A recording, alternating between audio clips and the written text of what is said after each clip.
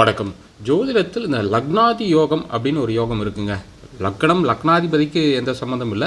அதாவது இந்த யோகத்துடைய விதி என்ன அப்படின்னா, லக்னத்திலிருந்து எண்ணி வரும்போது, லக்னம் 1ஆம் பாவமாக வைத்துக்கொண்டு அப்படியே கடிகார சுற்றில் எண்ணி வரும்போது 7 மற்றும் 8ஆம் பாவத்தில் சுப கிரகங்கள் இருக்கணும், அசுப கிரகங்கள் இருக்கக்கூடாது. அதே மாதிரி கிரகங்கள் இல்லாமையும் இருக்கக்கூடாது. அப்போ சுப கிரகங்கள்ங்கிறது லிஸ்ட் என்ன அப்படின்னு கேட்டிங்கன்னா, இந்த 4 கிரகங்கள் குரு அல்லது சுக்கிரன் அல்லது புதன் அல்லது சந்திரன், இந்த 4 கிரகங்கள் ஏதாவது இருக்கணும். இல்லை இந்த கிரகங்கள் இருந்தாலும் ஓகே தான். இந்த அசுப கிரகங்கள் இருக்கக்கூடாது. சூரியன், சனி, ராகு, கேது, செவ்வாய், இது ஒரு 5 கிரகங்கள், இது இருக்கக்கூடாது. பார்த்தா சிம்பிளாக தெரியும், ஆனால் நிறையா ஜாதகத்தில் நாம் இது பார்க்க முடியாது.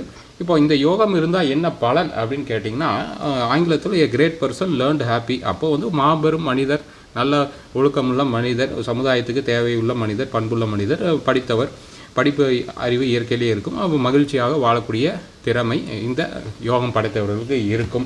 அப்போது இது இந்த சனி பிரதோஷம் மாதிரி பிரதோஷம் வரும், ஆனால் சனி பிரதோஷம் ரேராக வரும் இல்லைங்களா? அதே மாதிரி வருஷத்தில் இது சில குறிப்பிட்ட நாட்களில் இந்த யோகம் வரும். இப்போ இந்த உதாரண ஜாதகம் நவம்பர் 14